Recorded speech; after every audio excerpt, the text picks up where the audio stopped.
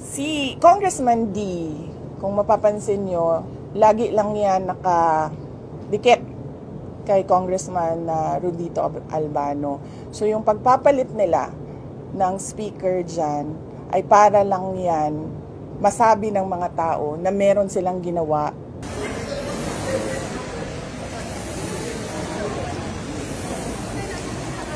Wish, sana mamatay lahat ng kurakot sa Pilipinas.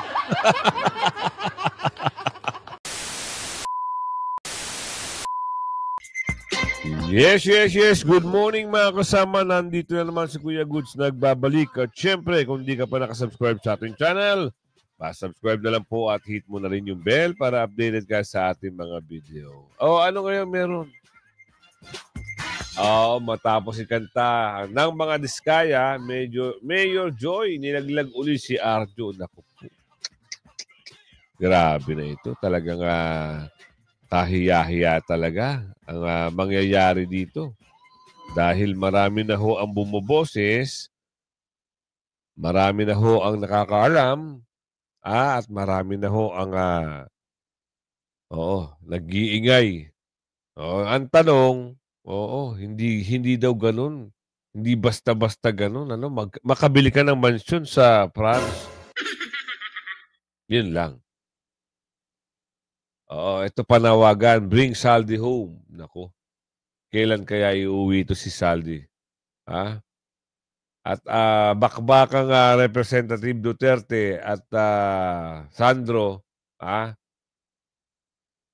si Representative Pulong Duterte bumelta sa pagpuna ni Sandro Marcos sa kanyang pag-absent. Sino ba naman hindi absent? Wala namang saysay ang ginagawa dyan. Di wag ka na lang pumunta, di ba? Kayo rin lang naman ang buboto. Kayo rin naman ang pumili kung sino magiging House Speaker. Huwag nyo na lokohin ng taong bayan. Oo. Huwag kayong pag bumalik sa inyo yan eh. Kagaya ito, merong usapin dito. Kinasuhan ako ni Colonel Grijaldo, ito si Jubante. Nababack to you na. Paano ko pang napatunayan? Isang matandang pastor, kulong? Ganun ba yun? Yung pinaka-ending nun? Alamin natin yan maya-maya. At ang pahayag ni Bibi Sara, sarswela. Lahat ng mga ginawa nila, sarswela lang. Pasok natin to. Matapos ang mga pruweba at ebidensya na nag-uugnay kay Congressman Arjo Atayde ng Quezon City sa usapin ng mga maanumalyang proyekto ng DPWH, panibagong ebidensya laban sa mga kongresista, isiniwalat mismo ni Mayor Joy Belmonte. 14 billion pesos na flood control fund sa syudad, nagmistulang bula sa bilis ng pagkawala. Ibig sabihin, wala talagang flood control? Ganun ba yun? Substandard at nawasak? Quezon City ito, Nasa Maynila. Part yan ng NCR. Naku po. Grabe naman kayo kasakip sa pera. Kung sakasakaling totoo ito, hindi na kayo na... Di ba mayaman na kayo? May pera na kayo. Bakit ganun? Tanong ng ating kababayan. Bakit may pera na kayo, di ba? Kailangan pa ba yan? Hindi natin alam, tuloy. Ito ang shocking revelation na isiniwalat ng Quezon City Local Government Unit sa pangunguna ni Mayor Joy Belmonte, kung saan isiniwalat sa publiko na umabot sa 331 flood control projects ang naitala sa lungsod ng Quezon City. Ngunit dalawa lang pala sa mga proyektong ito ang aprobado ng lokal na pamahalaan ng lungsod. Sa kabuuang investigasyong ginawa ng Quezon City LGU, 329 flood control projects sa lungsod ang hindi sumunod sa kung ano ang master drainage plan ng Quezon City. Dahilan para questionin ni Mayor Joy Belmonte kung nasaan ang 14 billion pesos fund na di umano'y inallocate ng pamahalaan para kontrolin ang baha sa Quezon City. Mas nagtaka pa ang taong bayan sa mga isiniwalat ni Mayor Joy Belmonte kung saan 7 sa 15 contractor company na isiniwalat ni President Marcos Jr. ay tila kontratista rin pala sa lungsod ng Quezon City.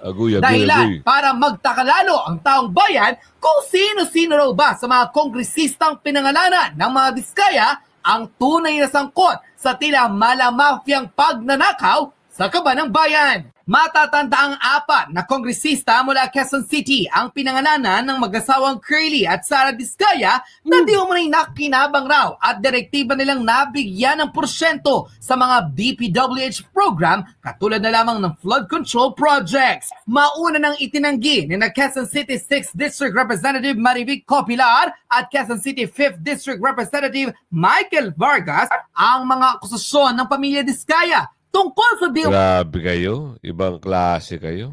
Ha? Ibang klase. Kung ito ay totoo, kawawa talaga ang Pilipinas. Diba?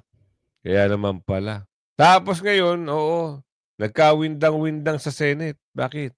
Oo, nagkakabaligtaran na. Humihingi na ng proteksyon. At yung mga paratang kay Senador Villanueva at kay Senator Jinggoy, wala palang katotohanan. Dahil may binanggit doon, na gusto siyang idiin ng isang kongresista na taga Surigao ba yun? Surigao? O Mindanao. Grabe, no? Talagang gagawa sila ng paraan. Kasi damay-damay sila sa kamera eh. O kaya gustong idiin. Aba, grabe naman yung mama. Nag-utos daw di umano sa text. Nakuha sa text. Kung napanood nyo yun, alam nyo yan. Oo, nabasa sa text na idiin mo si Villanueva. Booking ang plano sa mga senador. Yung mga taga-kamara. Ang hiling lang natin, wala na. Tasin na yan. Kamera na yan. O bigyan nyo ng isang taong termino. Tapos. Huwag niyong bigyan ng 3 taon. Iba naman. O kaya wala na yan. Kaya naman gawin ng mga mayor yan. Yung ganyang mga trabaho, kaya. Oo, tapos yung mambabatas, puro senador na lang. Wala na mga mababang kapulungan. Eto. May panabagan dito. Grabe. Kailan kaya uuwi ito? Kailan ka uuwi at sasagutin mo lahat ng mga paratang sa'yo? Ano sa palagay niyo mga kasama? Etong mama, tumalilis ng takbo, pumunta ng Amerika. Oo, nabalitaan niya sa Oakland, Amerika daw. Oakland, Amerika ba daw yun? Oakland, California, sorry. Oo, nandun daw ang mama. Oo, at hinihintay na lang na may makatsyempo. Inireport na raw sa immigration para sa agarang pagpapauwi. Pasok natin to. Hinamo naman ng isang kongresista ang bago nilang speaker na pauwi na sa Pilipinas. Si Ako, Bicol Party List Representative Zaldico. Yan ay para parapin siya sa mga alegasyong nagsingit ng budget para sa mga proyekto. Kung di ay itigil na niya ang investigasyon ng Kamara. Nakatutok si Tina Pangaliban Perez. Mula na magbukas ang 20th Congress noong July 28, hindi pa nakikita sa sesyon o sa mga pagdinig si Ako Bicol Party List Representative Elizalde Co matapos magtungo sa Amerika para mag-medical leave. Si Co ang dating chairperson ng House Appropriations Committee na inaakusahan ni Representative Toby Chanco na nasa likod umano ng mahigit 13 billion pesos na insertions sa 2025 national budget. Kasunod ng pagbibitiw ni Representative Martin Romualdez bilang House Speaker, sa gitna ng flood control projects controversy, si Co dapat daw umuwi na at magpaliwanag. I think he should come home and face allegations against him. They are too severe and it's dragging the house under. It's dragging the house. Galing ka na mag-English, boy. Pero parehas din kayo. Oo, slow. Nagbabapiring. Ito mo, mantakin mo. Ang sabi mo, pulong hinamo na maging transparent sa kanyang distrito. Walang ghost project sa Davao. Ito, ngayon, si Pulong naman ang target nyo. Bakit? Bakit na naman si Pulong? Hindi ba gumana yung mga target nyo kay BP Sara at si Pulong na naman? Para para may pagkwentuhan na naman at mapag-usapan, ganun ba 'yon? Ha? O, tuloy. In the mud. If not, would that be enough for you to face the ethics committee?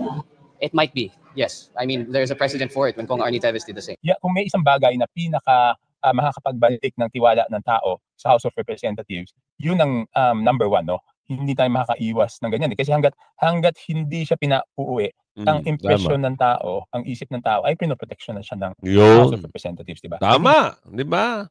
Yan ang nakikita ng taong bayan. Bakit?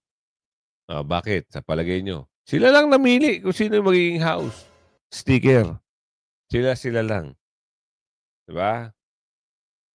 Ang akala nga natin, si Katobi ang gagawing house speaker. Magaling ang mama. Hindi, ayoko. Kasi ako yung unang kritiko ni Tamba, tapos iboto nyo ako. Wag ako, sa iba na lang. Good job yan, boss. The first thing to do is asking for his medical certificate. Diba? So malaman natin life-threatening ba yung kanyang medical condition. Kung hindi naman life-threatening yung kanyang medical condition, wala naman siyang dahilan para hindi umuwi. Si Ko ang nagtatag ng kumpanyang SunWest Inc. kasama ng kanyang kapatid na si Christopher Ko. 20%. Ang SunWest ay kasama sa 15 contractor na tinukoy ni Pangulong Bongbong Marcos na naka-corner sa 20% ng pondo para sa flood control projects mula 2022 hanggang 2025. Nauna nang sinabi ni Ko na nag-divest na siya ng interes sa SunWest nang maging mambabata siya noong 2019. Taong 2020. Ganun ba yun? Nag-divest na? Ha? Paano yun? Ubus na kasi ata, nalipat na sa, yung kaba na ilipat na sa ibang account. Tapos sasabihin na, tigil. Ang dami yung mga paandar.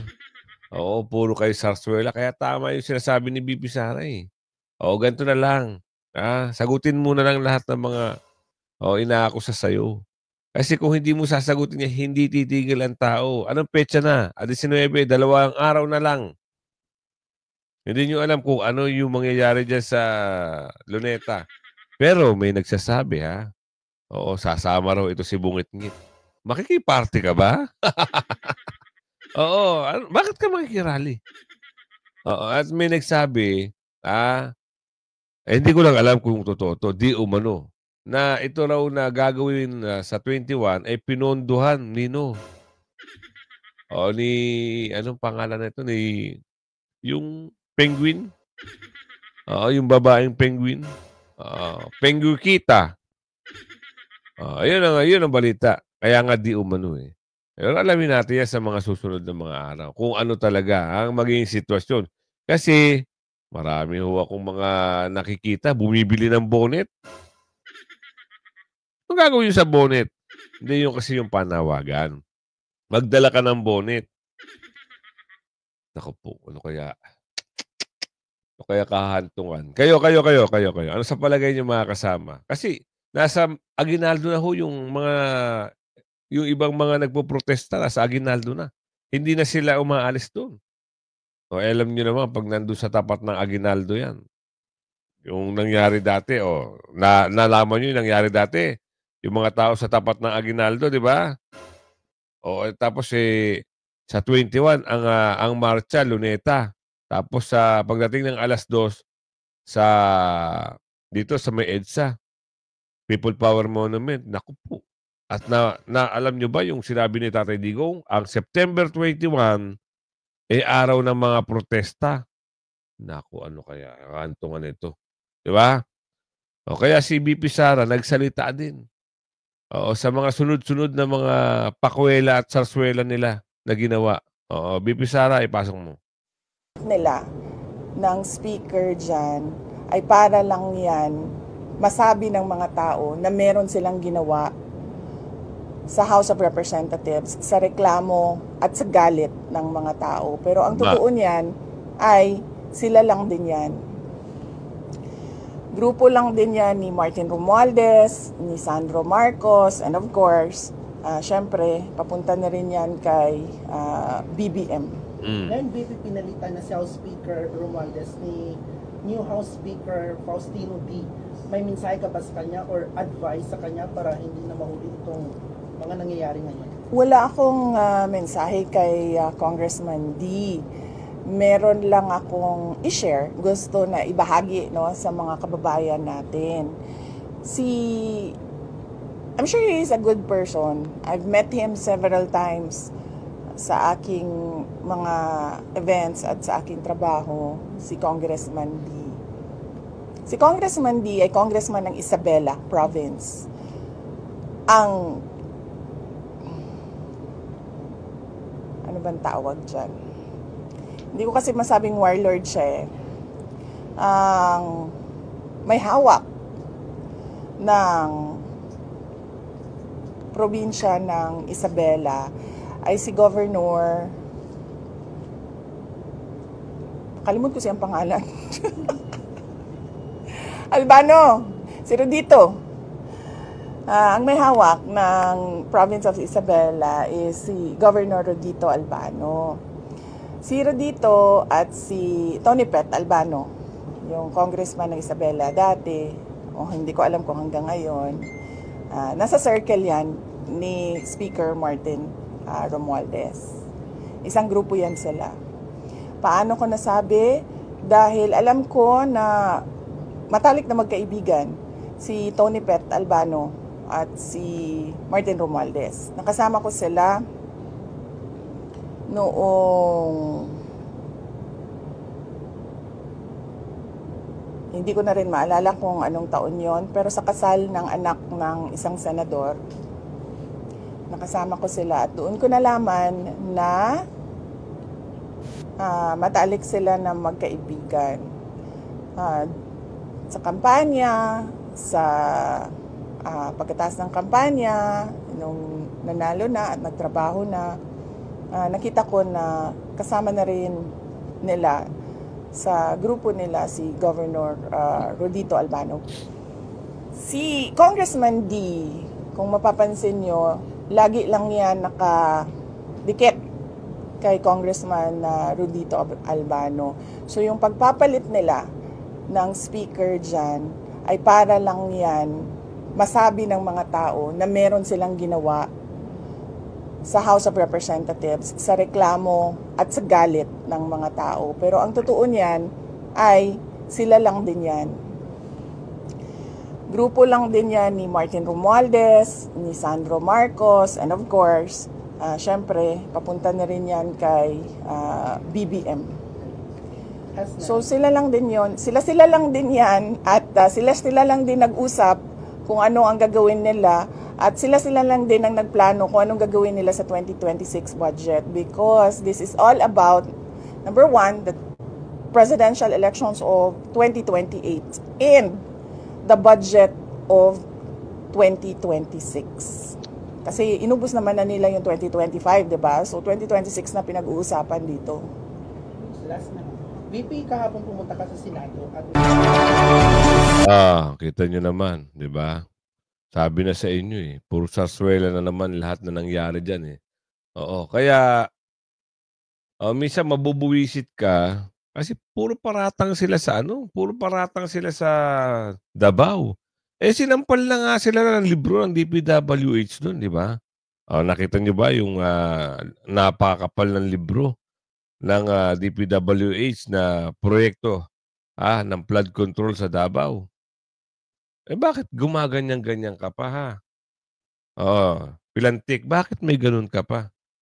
Pasok. Hindi pa tapos ang sagutan sa pagitan ng dati at kasalukuyang presidential sons. May bagong hirit si Davao City Congressman Pulong Duterte laban kay House Majority Leader Sandro Marcos, kaugnay pa rin sa flood control scandal at shake-up sa Kamara. Ang detalye sa agenda report ni John Manalo. Muling pumanat si Davao City 1st District Representative Paulo Pulong Duterte laban kay House Majority Leader at Ilocos Norte 1st District Representative Sandro Marcos. Sa isang pahayag, sinabi ni Pulong na kung hindi lang daw bulag at bingi si Sandro sa sigaw ng taong bayan, malalaman niyang sinagot na raw ng DPWH Region 11 ang issue patungkol sa infrastructure project sa Davao City na nagkakahalagang 49.8 billion pesos. Giit ni Pulong, properly accounted for ang lahat ng proyekto sa 1st District ng Davao City at sana raw ay kaya ring maging kasing transparent ni Sandro. Nanindigan din si Pulong na walang ghost project sa kanyang distrito. Una nang naiulat na 51 billion pesos ang nilaana para sa infrastructure projects sa distrito ni Pulong mula 2020 hanggang 2022 noong administrasyon ng kanyang amang si FPRRD. Kaya hiniritan siya ni Sandro na nagsabing busy pa raw si Pulong sa paghahanap sa pondo. Sagot Naku, totoo ba? Anong pinagsasabi niyong busy? Andoon, mga tao ng Davao ang nagpapatunay na walang dorobo nangyari. Napakaayos, smooth, maganda, makapal, standard, lahat ng mga proyekto. Yung proyekto nyo, nasaan? Baka mamaya maghalungkat ang COA sa lugar nyo. Yung proyekto nyo, hindi makita. Makakasama din kayo doon sa mga multong proyekto. Hindi kami magugulat. Kasi sa Quezon City, yung unang slide, di ba? Merong anomalya. Ikaw, naku. Sunod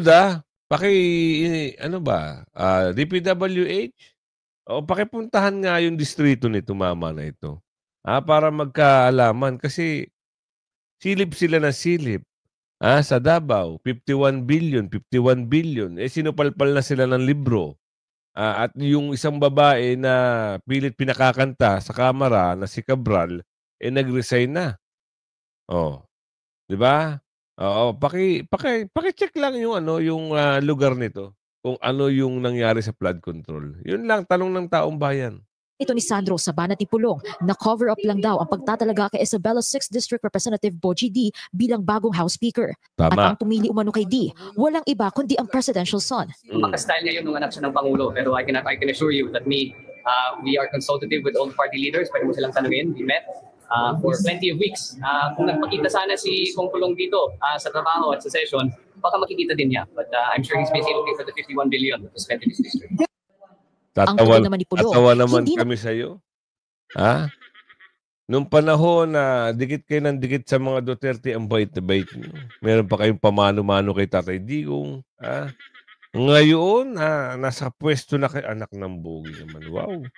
Meron pa kayong paganyan. Oy, alalahanin mo, 2 araw na lang.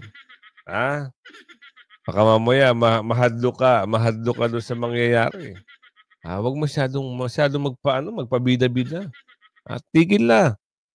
Masyado kayong pabibo, Di ba? Yung 51 billion, sisilipin nyo. Kung pumunta dyan si Kong Pulong, wala rin naman mangyayari.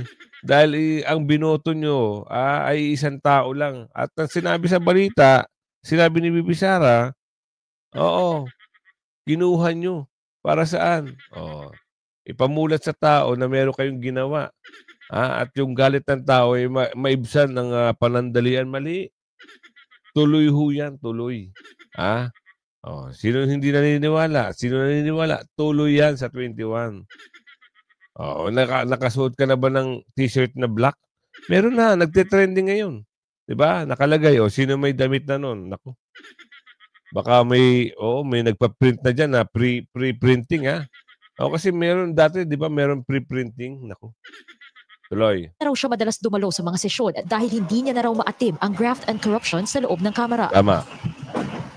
Mas mainam rin daw kung itutuon na lang ni Sandro ang oras niya sa pag-a-account ng trilyones na ninakaw at ikinartel umano ng kanyang tiyuhin na si dating House Speaker Romualdez at malapit na kaibigang si Ako Bicol Party List Representative Zaldico. Sa ngayon, wala pang pahayag si Sandro sa mga bagong banat ni Pulong laban sa kanya. Para sa bilangin mo na lang yung trilyon, sabi nga ni Kong Pulong. Mabibilang kaya yun? Yung trilyon na yun. At saka, sabihin nyo, mapabilis yung agad ng uwian ni agarang uwian ni Zaldico para magkaalaman. Para kung kakanta. Kasi nagugulat ang taong bayan, bakit bigla na lang tumalilis ng takbo ang mama? At ang balita, yung mama na ano ba tawag doon? Na nag-resign. Parang may balak din ata, di umano. Na alam nyo na kung ano yun. Diba? Natatandaan nyo ba yung usapin ni Colonel Grijaldo at ng Kamara? Ngayon nababack to you na. Si Jubante, kinasuhan na ni Colonel Grijaldo. Paano mo na nasabi na naman niya, Kuya Goods? Balita ho yan.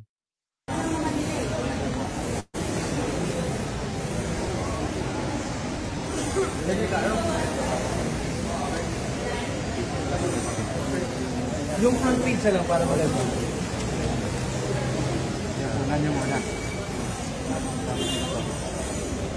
Okay naman bukasan din sir. Okay naman.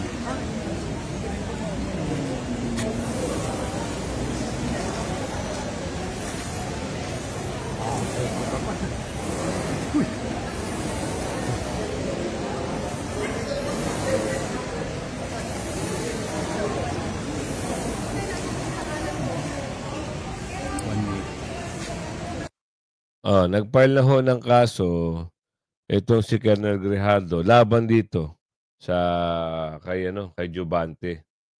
Kaya abangan natin sa mga susunod na araw kung ano yung kahinatnan niyan. Nag-trending ito. Napanood niyo ba to? May birthday wish si Miss Cara David. Oo. Na yung lahat daw ng mga jurakot mategay. Oo, panoorin natin. Ano ba? Picture? Picture! Kasi sabi potential sound. Say happy birthday! Happy birthday to you! Wish! Wish! Sana mamatay lahat ng kurakot sa Pilipinas.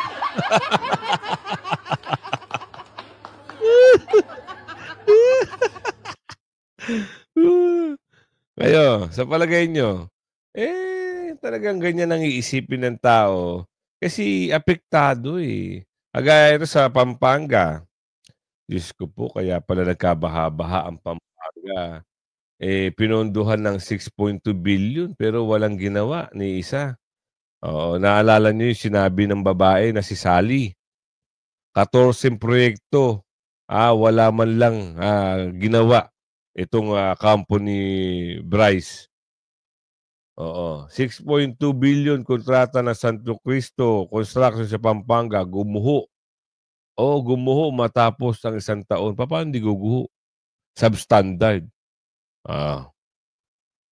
Swabe ang pagnanakaw. Ganun talaga pag substandard, guguho talaga yan. 6 na bilyong pisong kontrata ang na-corner ng Santo Cristo Construction and Trading Corporation sa Pampanga. Pero ang ilang proyekto ng kumpanya hindi makita, ang iba naman hindi pa kumpleto. Narito ang exclusive agenda report ni Joash Malimban. 1 taon pa lang ang nakalipas mula nang matapos ang flood control structure na ito sa Candaba, Pampanga.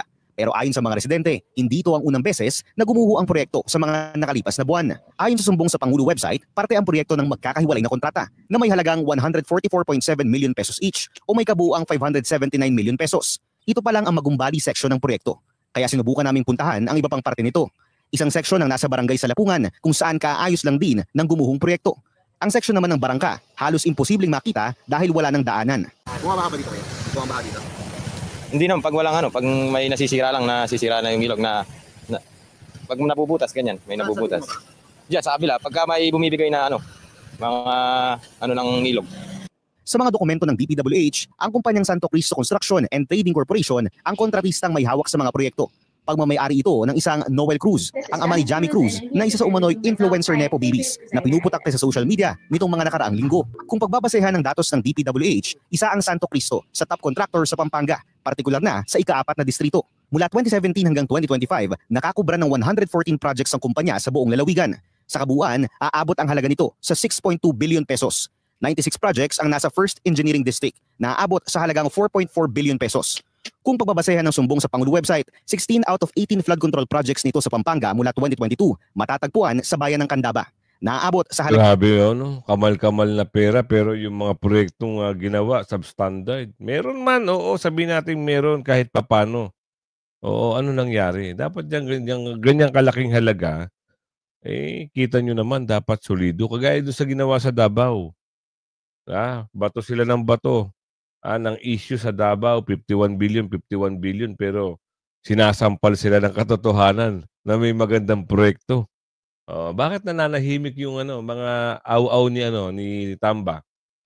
Oh, bakit nananahimik kayo? Wala na kayong boss, 'di ba? Wala nang kakampi sa inyo. O sige, magsalita kayo mga taga Maynila. Oo. Taga Quezon, taga Batangas. Oo. Ngayon kayo bumoses.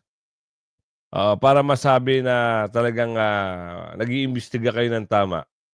Kasi wala na kayo ipagtatanggol eh. Ngayon, napansin nyo ba yung pumunta si BP Sara sa budget deliberation, budget hearing? O, di ba ang bait?